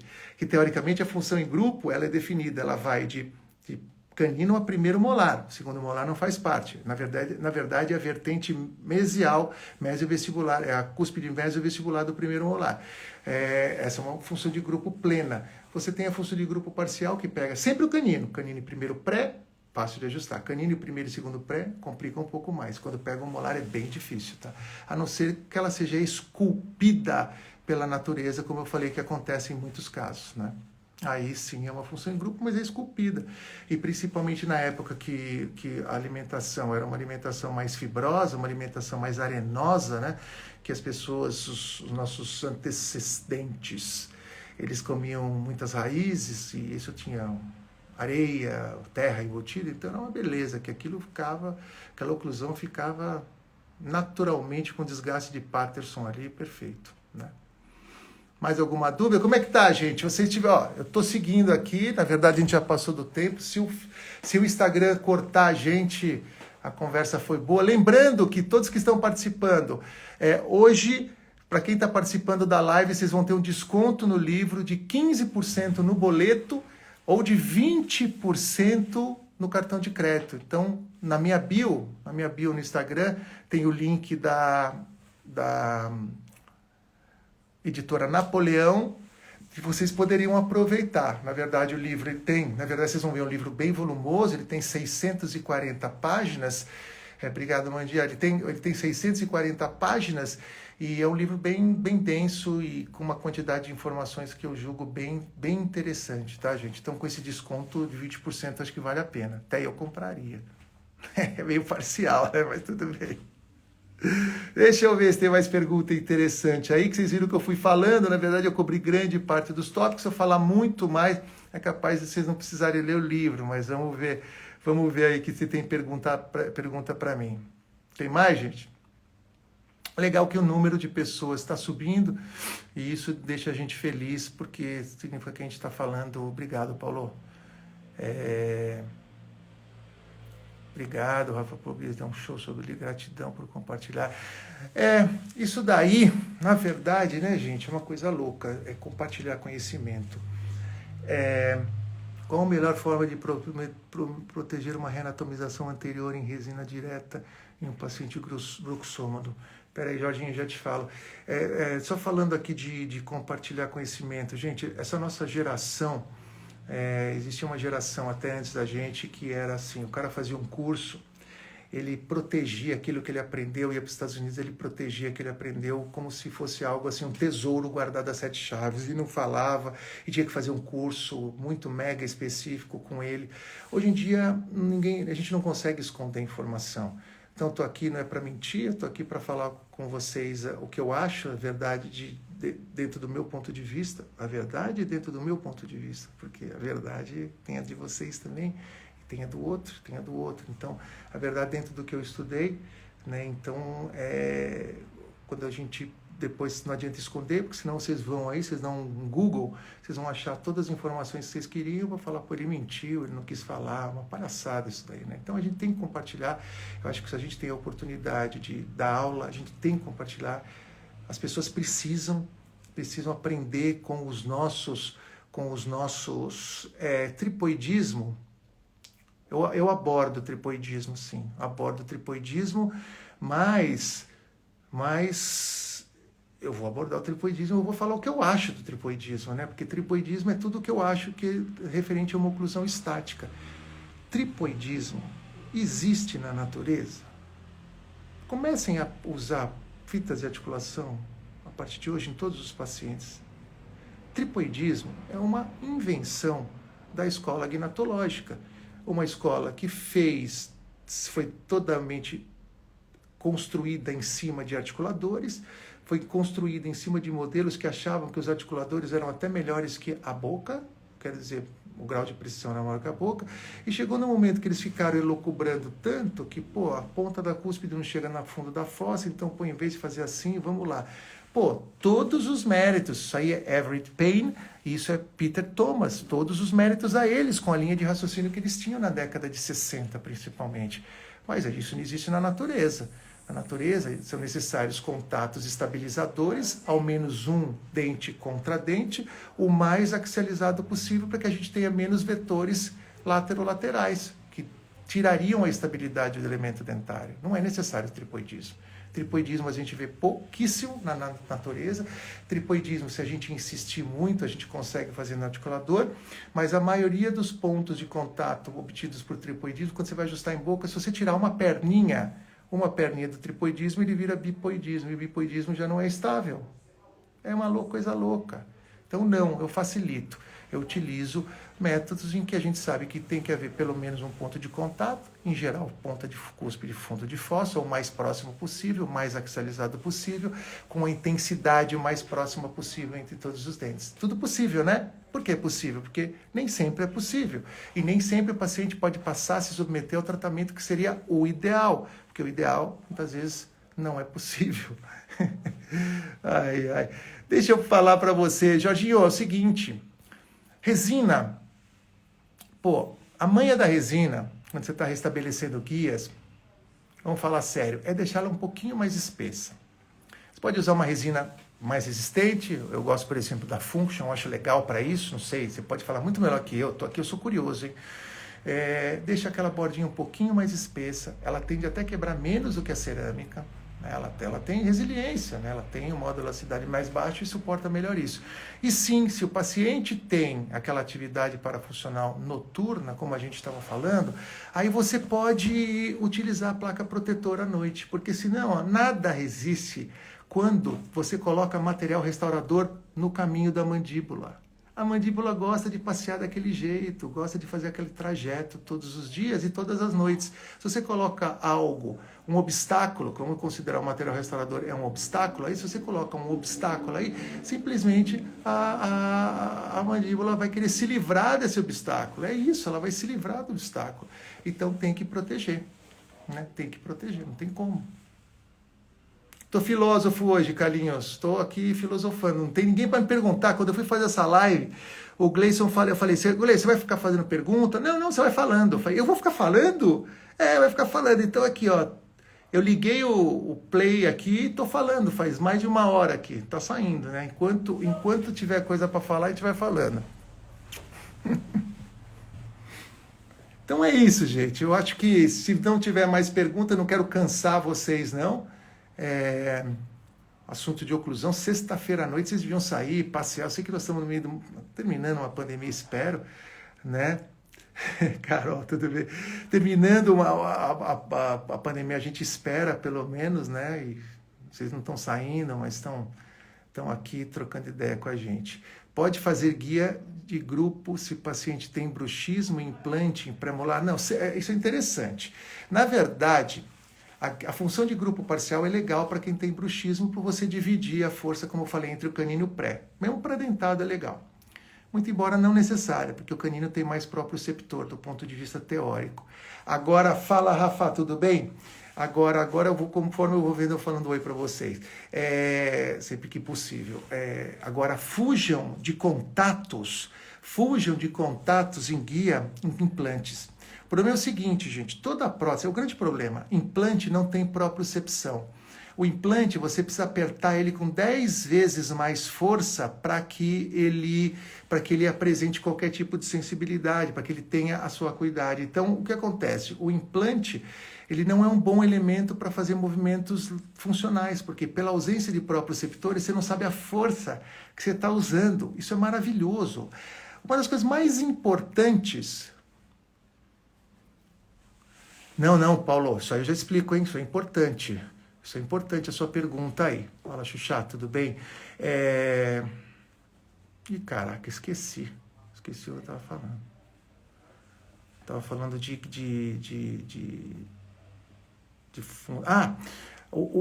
uma das coisas mais importantes a gente imaginar de inclusão funcional chama-se propriocepção.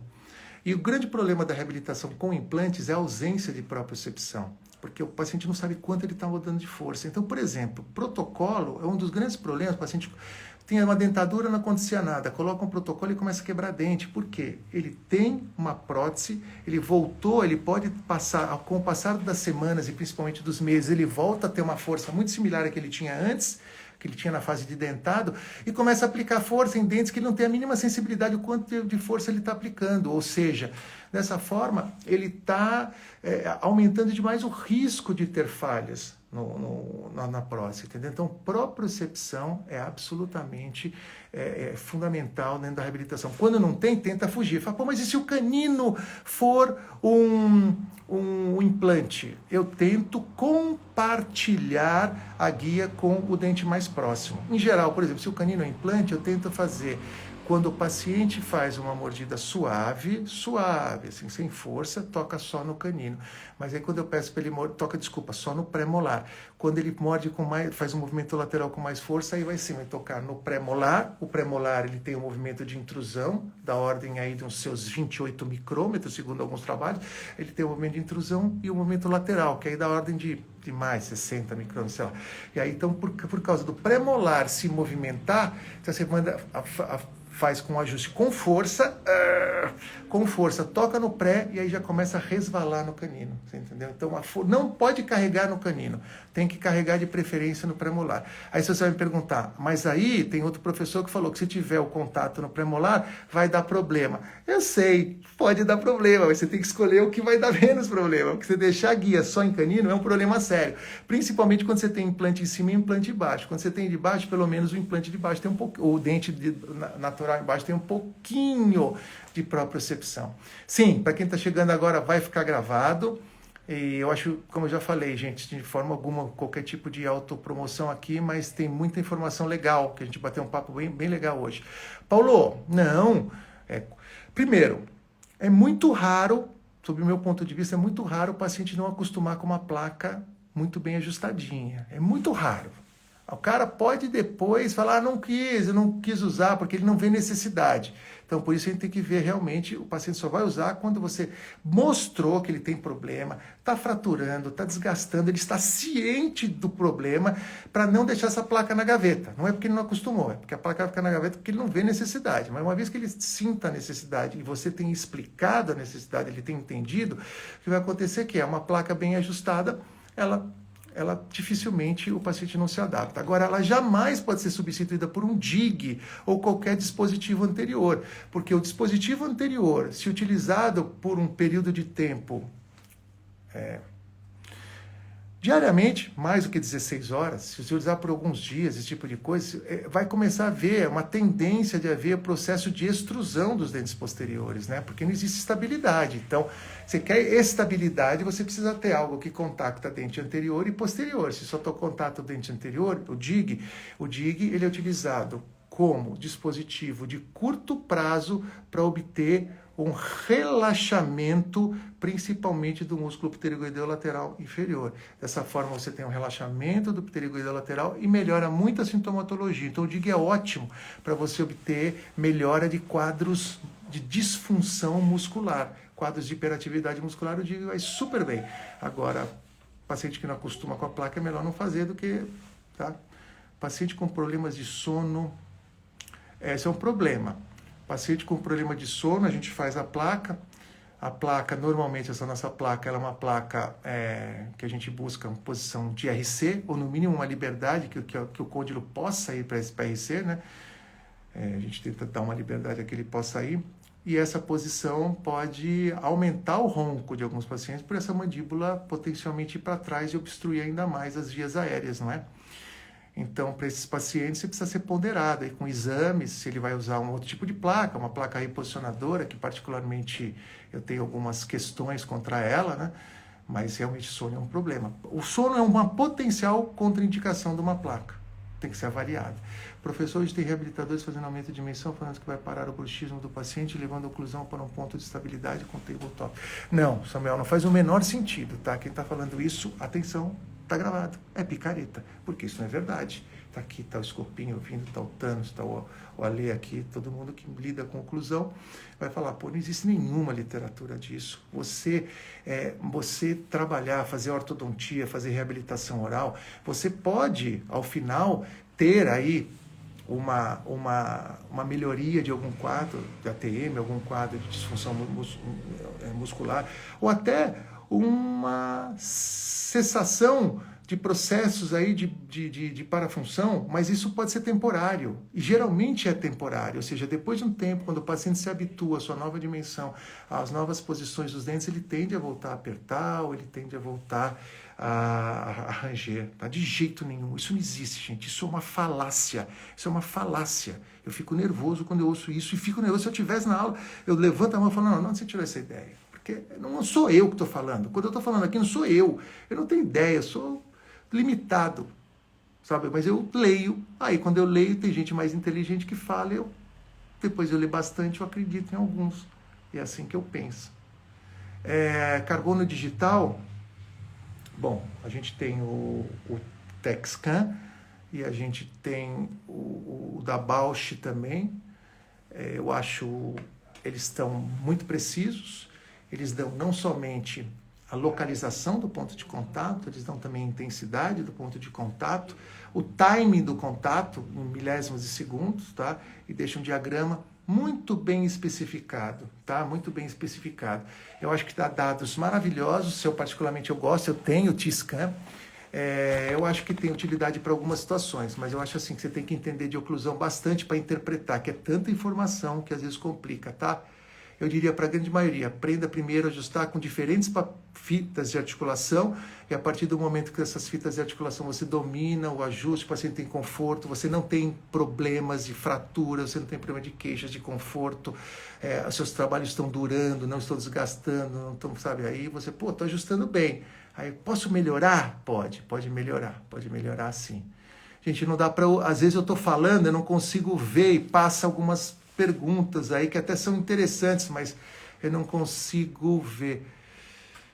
Pô, dica para restabelecer guia em canino, né? Eu chamo de guia em canino, porque guia canina é aquela guia, você pega tem um deficiente visual, ele sai com um cão, aí tem a guia em canino porque ele não enxerga, aquela guia canina. Normalmente eu chamo de guia no dente canino, guia em canino, brincadeira.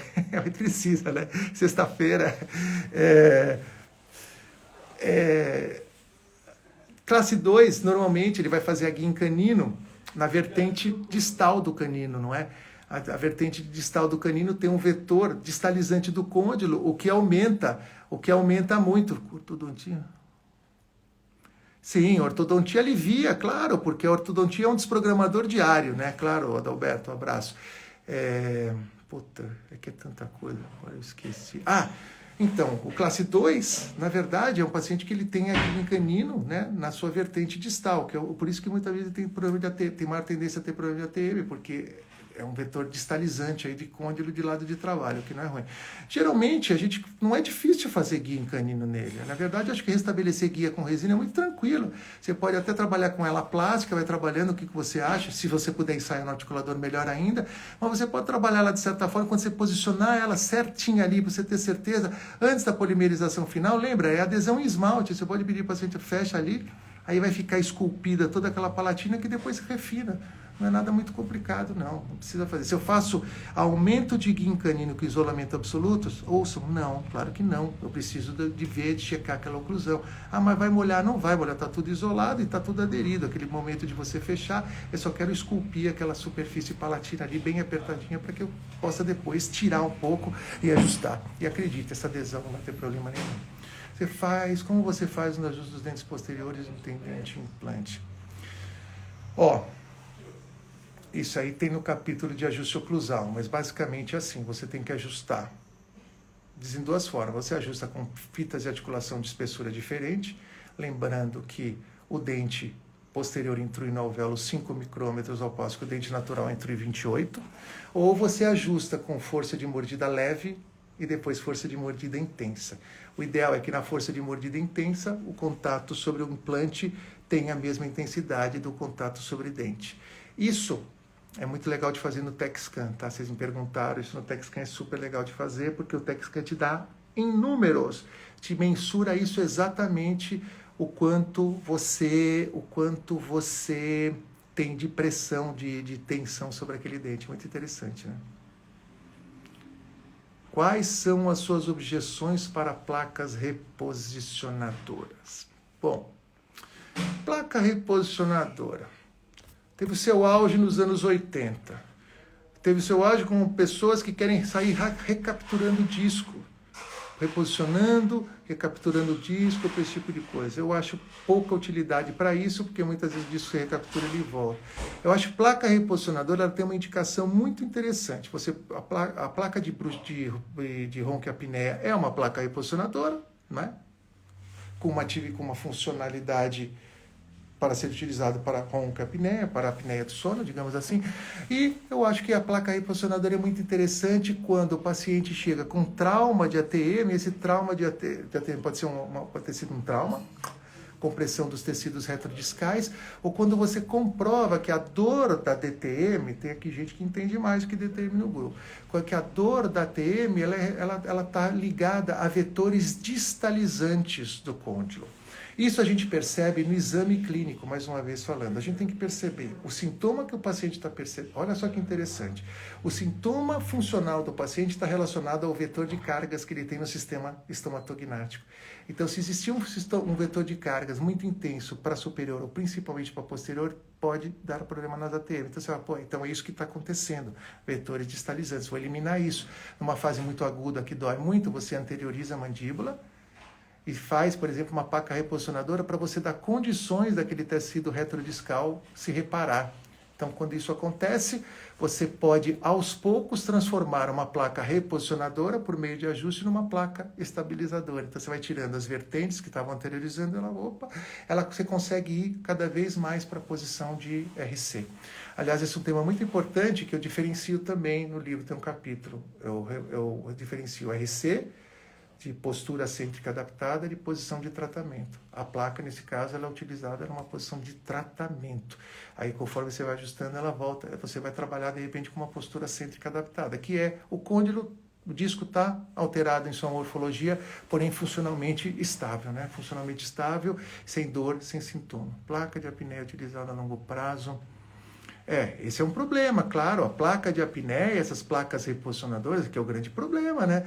É claro que elas acarretam, sim, alterações oclusais permanentes, atenção, até alguns aparelhos alinhadores causam, né? Só que não se fala. Claro que o uso constante e de longo prazo, elas causam alterações, sim, na oclusão. Precisa ser dito isso, né? Precisa avisar o paciente. E você precisa ver que muitas vezes você vai ter uma mordida aberta posterior depois disso, que é um problema, né? É um problema sério. Canino inferior desocluindo em lateral superior. Isso não é bom, né? Isso não é bom no sentido que quando você desoclui em lateral, o lateral é o pior dente para fazer guia. No sentido que, primeiro, o periodonto dele é mais delicado e outra, normalmente a sua estrutura é mais delicada também. Se você faz uma restauração, aquele canino que vai passando entre o lateral e o canino inferior que passa entre o lateral e o canino, ou seja, na distal do lateral, que é o que acontece nessa situação que você está citando, geralmente tende a lascar a distal do lateral. Inferno, tenta evitar isso se possível, né? Mas isso acontece. Perguntas boas, hein? Perguntas boas. Espero estar conseguindo respondê-las. Mas é isso, gente. Ó, quem chegou agora, lembrando, a live vai ficar arquivada se eu não apertar o botão errado aqui. E lembrando mais uma vez que quem está participando tem um desconto de 20% no cartão aí se comprar o livro agora, né? E 15% no boleto, me parece. Eu acho que é uma promoção bem interessante, viu, gente? Para quem tem interesse. Lembrando que tudo que nós estamos conversando, praticamente todas essas perguntas tem ali com muito detalhe, tem ali muito bem explicadinho. Obrigado, viu, gente? Obrigado mesmo para quem está gostando. Essa é a ideia. Vocês viram que a gente não vinha aqui fazer, sabe aquelas lives que o cara vem e começa a enrolar assim, falar, você precisa comprar meu livro, eu preciso comprar meu curso, e aí começa só essa voar. Não falo nada com nada. Eu falo, putz, você começa a ver aquele cara no Facebook falando, você quer emagrecer 15 quilos em 15 dias? Vou te contar. Aí começa a enrolar. Depois de meia hora que você perdeu da sua vida, você tá ali gordo ainda e fala, sei lá, como é que perde peso? Tô mais nervoso e começa a comer de raiva do que você não aprendeu o negócio que ele devia falar. Tudo bem, gente? Acabaram perguntas. Se acabou pergunta, significa que vocês já sabem tudo. Então, vamos todo mundo dormir. Marcela, é desejável. João, muito obrigado pelas curtidas permanentes aí. É desejável que o paciente mastigue dos dois lados? Não, na verdade, é o ideal, né? O ideal é que o paciente tenha uma mastigação bilateral. Mas a verdade é que a grande maioria dos indivíduos tem um lado de preferência. Quando tem algum tipo de alimento, tudo, ele tem um lado de preferência. Infelizmente é isso. Mas o sistema se adapta muito bem a isso na grande maioria dos casos, tá, gente? Não é uma preocupação. É uma preocupação se você vai ver um desgaste no seu paciente em particular e você constatar aquilo. Mas, em geral, isso não causa problema. A função unilateral não causa problema. O problema é a parafunção. E se a parafunção for unilateral, sim, ela causará problema. Puta, passou aqui do protocolo, eu não consegui registrar, não consigo falar, e às vezes o negócio vai passando, entendeu? Então, assim, o problema é a parafunção unilateral. O cara que só arranja no dente vai acabar, vai detonar aqueles dentes, eles vão perder a estrutura, perder a dimensão e extrusão. Quer dizer, começa a ficar aquele plano todo desalinhado por causa disso, né? Quais problemas pode colocar no cerâmico no primeiro S3, S4? Gente, eu não falo de setor. Esse negócio de setor, para mim, é muito confuso, viu? Eu sei de onde veio. Eu sei de onde veio, sim. Mas toda vez que quer começar a colocar, eu falo, não precisa, gente. Não precisa. É criar um grupo assim com essa coisa. Então, setor 1, setor 2... Vamos falar antero-inferiores, superiores anteriores ou superiores posteriores, é mais fácil. Calamita, vi numa live sua ano passado, preocupação. Não é, que alinhador, uso contínuo do alinhador, né? Porque o alinhador é uma placa com uma espessura uniforme, se você usa muito continuamente, muitos deles causam alterações oclusais. Você fica mordendo e apertando algo o dia inteiro, que ele tem a sua espessura, ele não compensa, né? Não compensa, não é que nem uma placa de mordida, é que ele compensa a abertura da dimensão vertical. Então você tem alterações oclusais, mas isso já está comprovado, é que as pessoas não falam porque não quer falar, né? Mas eu, que pego o tratamento pós-ortodontia, eu vejo que muitos dentes estão sem contato. A pessoa não fala. Tem gente que vem com o dente posterior totalmente sem contato. Mas é claro, o ortodontista, tem alguns ouvindo aqui, é um otimista, falando depois fecha, depois extrui. Não é verdade, os dentes extruem com velocidades diferentes, em momentos diferentes, alguns não extruem. E fica aberto para sempre. Se fosse assim, seria muito fácil. Eu faço meus trabalhos protéticos e ajusto sempre para deixar em infraoclusão.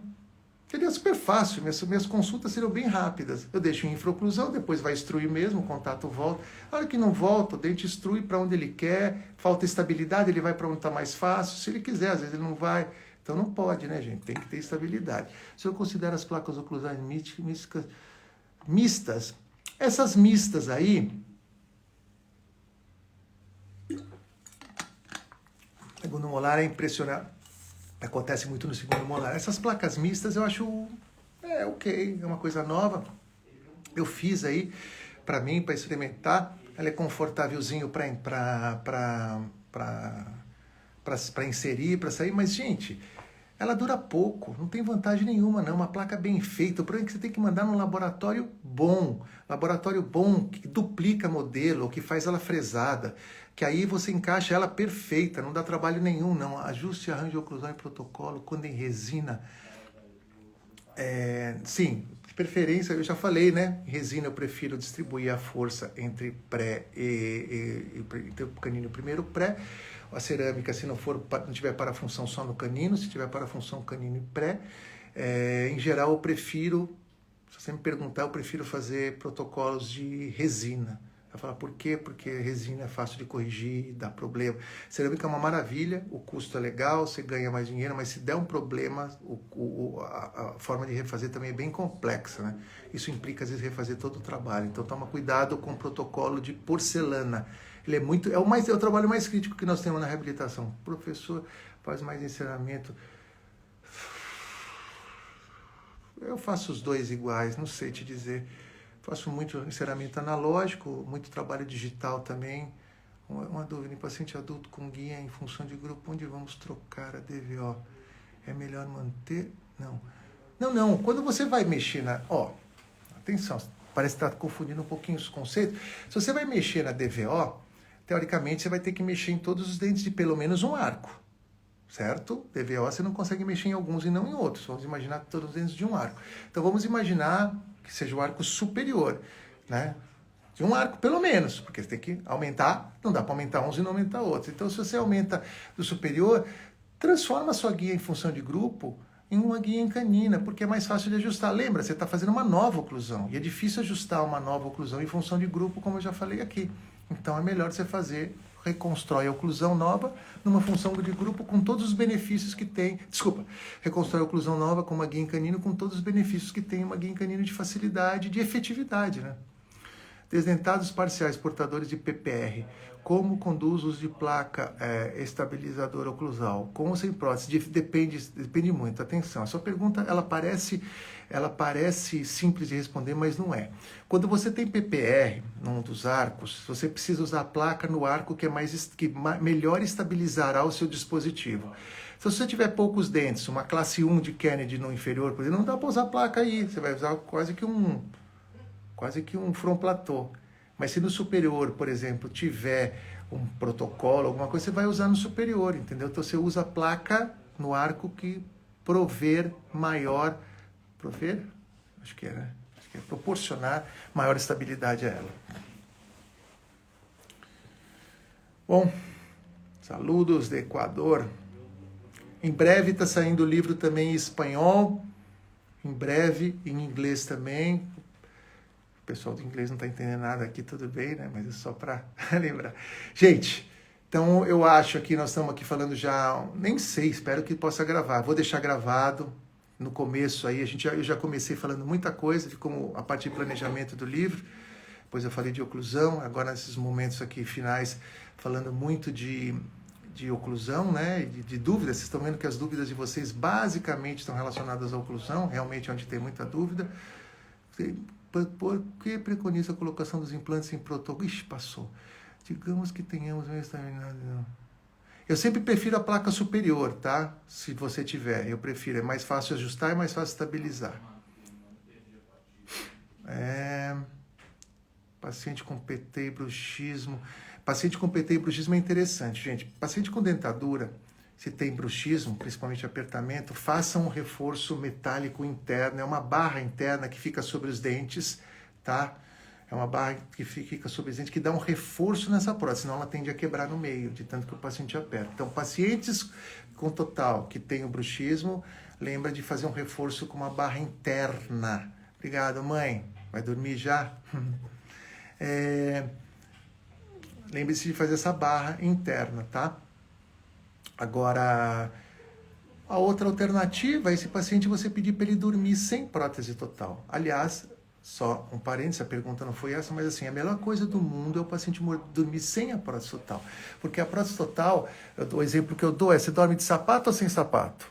sem sapato, porque toda a circulação se restabelecerá, os tecidos voltarão, pararão de sofrer aquela compressão, e quando você guarda a prótese total, você guarda ela fora da boca, numa caixinha seca, porque ela, quando está seca, todas aquelas bactérias que necessitam da umidade vão morrer, vão falecer. Nunca guarda ela naquele copinho com água ao lado da cama, porque isso vai favorecer a proliferação bacteriana. Ah, mas eu quero guardar na água. Então você tem que guardar na água com um agente microbiano, do tipo de um Corega Tabs enzimático assim. Não pode guardar só na água. Ou você guarda ela seca, o que eu acho melhor, super efetivo, ou você guarda ela na água com Corega Tabs. A mesma coisa a placa, tá? Placa você tira, escova muito bem, seca e guarda ela seca.